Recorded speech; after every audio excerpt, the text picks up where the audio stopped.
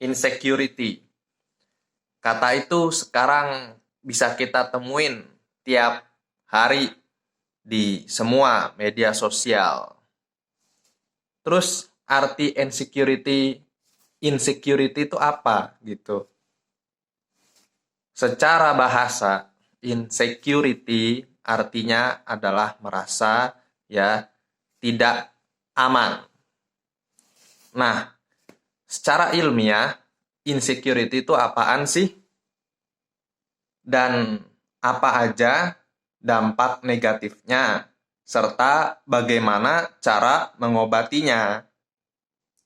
Oke, kita bawain suatu artikel bagus karya Leslie Baker Phelps PhD, di mana artikel ilmiah beliau ini ditulis di psychologytoday.com. Judul artikel beliau adalah Social Media Fosters Insecurity, How to Overcome It.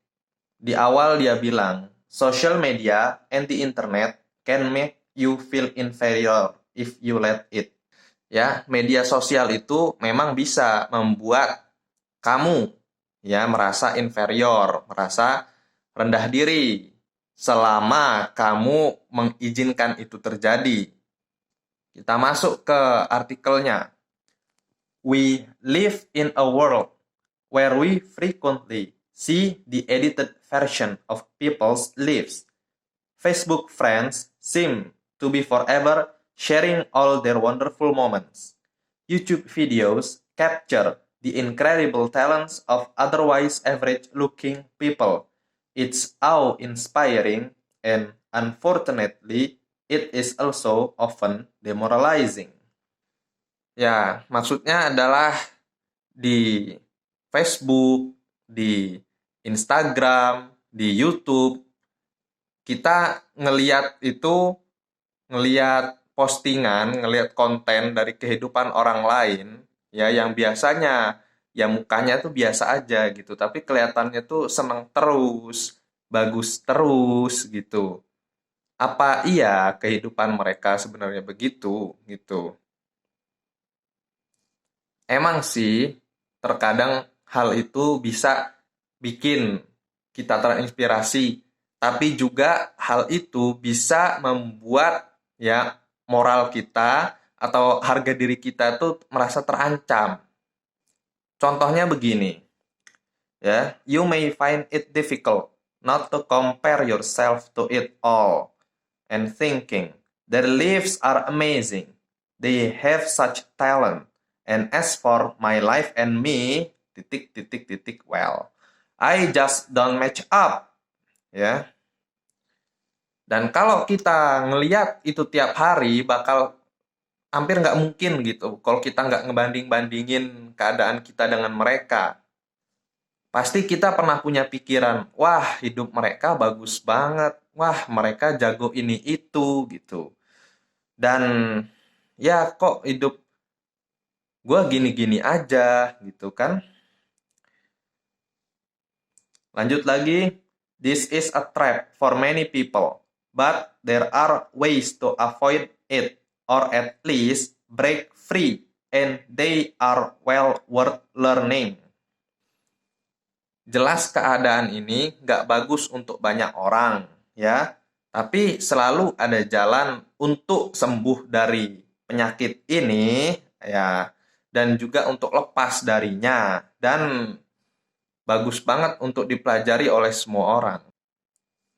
The key to avoiding or escaping such insecurities is to fully understand and appreciate what it means to be human. Hal pertama dan utama jika kita mau sembuh dari penyakit insecurity ini adalah kita itu harus paham bagaimana sih menjadi manusia seutuhnya. All people have strengths and weaknesses. Ya, semua orang itu punya kelebihan dan kekurangan. They struggle with feelings of sadness, hurt, loneliness, and many other vulnerable emotions. Ya, semua orang mengalami ya emosi-emosi seperti sedih, kesepian, merasa rentan gitu kan. And just because people don't highlight their struggles doesn't mean they don't exist, ya. Jadi kalau kita lihat postingan orang yang gembira aja gitu, yang senang-senang aja, dan sisi-sisi negatifnya atau kekurangannya itu nggak diposting, ya belum tentu itu nggak ada gitu. Tapi memang mereka nggak mau masukin itu karena mungkin malu.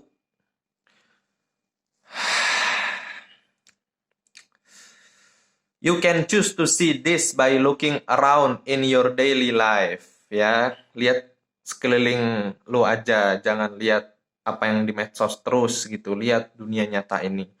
Allow yourself to observe that you are not alone and that others struggle like you do. Ya, semua orang bergelut dengan masalahnya sendiri ya di dunia nyata. People often don't advertise their struggles. Ya, orang itu kebanyakan nggak mau untuk memposting ya beban-beban hidupnya atau ya perjuangannya yang ya nggak enak dilihat gitu. Then once you can truly feel that you are not alone, offer yourself some compassion. Ya, kita lihat itu kehidupan nyata orang-orang di sekitar kita dan ya kita juga mawas dirilah gitu. Having self-compassion isn't permission to give up and accept yourself as inferior, ya. Sadar akan keadaan diri sendiri itu ya bukan berarti kita menyerah pada keadaan, tapi ya rather it means recognizing that your struggles are understandably difficult and shared by others. Nah, tapi sebenarnya kita itu sama kayak orang-orang lain gitu. Kita semua berjuang untuk hidup yang lebih baik. Kita semua berjuang untuk menyelesaikan masalah yang ada. Berarti dengan begitu kita banyak kawan. It also involves staying connected with a larger sense of yourself, one that includes your strengths, values, and interests. Ya, jelas dengan kita menyadari keadaan diri kita sendiri, kita harus ya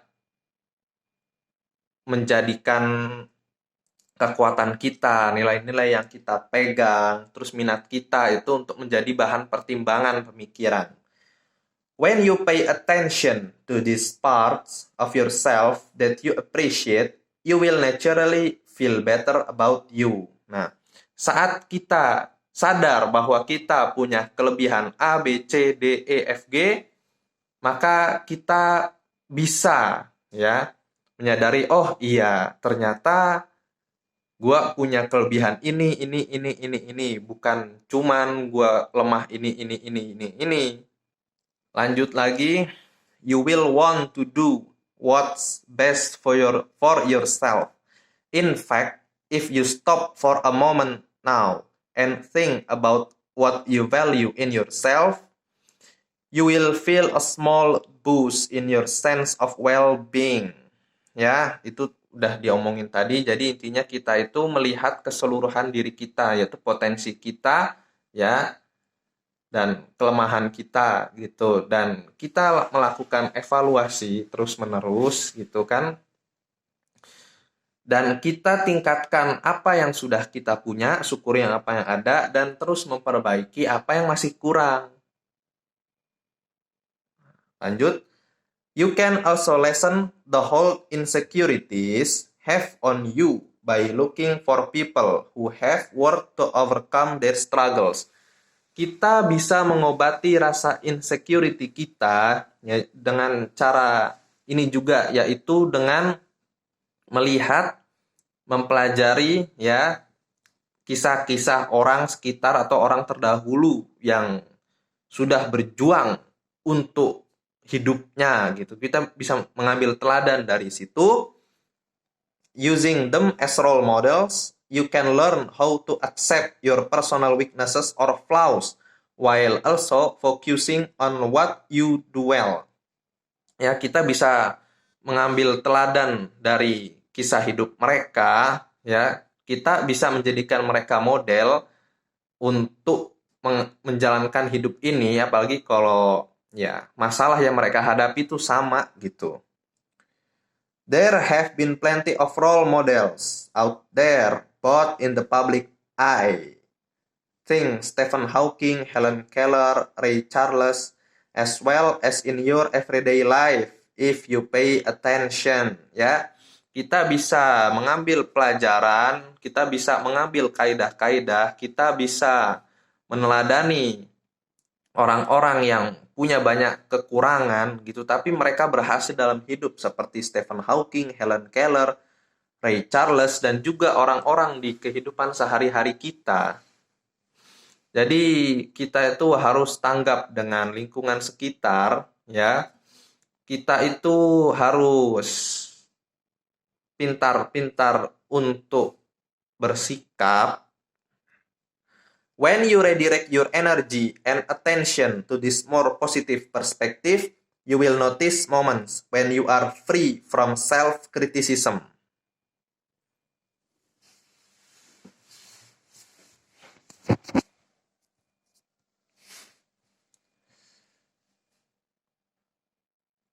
Jadi arahkanlah ya kekuatan kita, fokus kita gitu untuk berpikir secara positif, ya.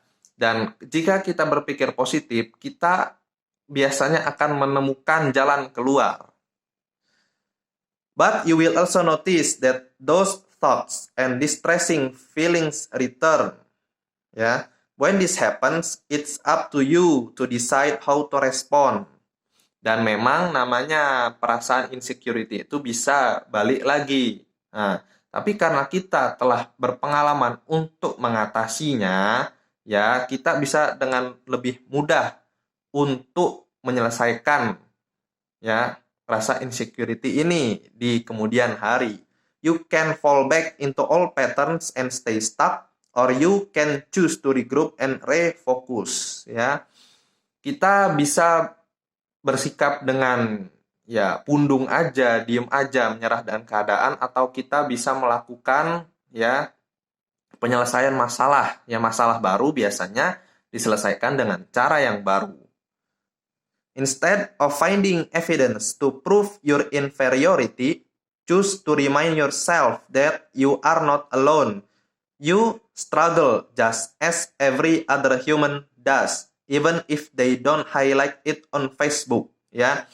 Daripada sibuk mencari bukti-bukti bahwa diri lu itu ya lemah gitu, inferior, lebih baik ya kita sadar bahwa kita ini nggak sendiri menghadapi masalah ini di kehidupan gitu ya. Semua orang mengalaminya walaupun nggak diposting.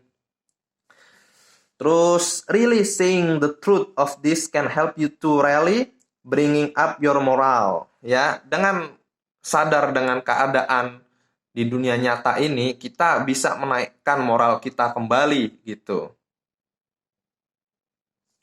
Ultimately, you will feel more secure and self-assured, knowing in your heart that you are not the only one with behind-the-scenes struggles. Then you can feel free to celebrate your highlight reel. Ya, itu udah diulang, itu nggak usah diulang lagi terjemahannya. Jadi intinya itu insecurity itu tergantung sudut pandang kita kepada hidup ini gitu. Ya, semua orang punya masalah, semua orang punya kekurangan dan kelebihan. Jadi kalau mau hidup kita asik, hidup kita normal ya, kita itu ya hidup tuh realistis gitu. Jangan menjadikan apa yang di medsos itu menjadi pegangan gitu. Ya, kita tahu kelebihan kita, kelemahan kita gitu. Ya, dan kita itu nggak susah sendirian, semua orang mengalami itu. Jadi tetap semangat ya, berpikiran positif, selalu belajar, dan jangan takut untuk memecahkan masalah kehidupan ini. Maju terus. Semoga bermanfaat.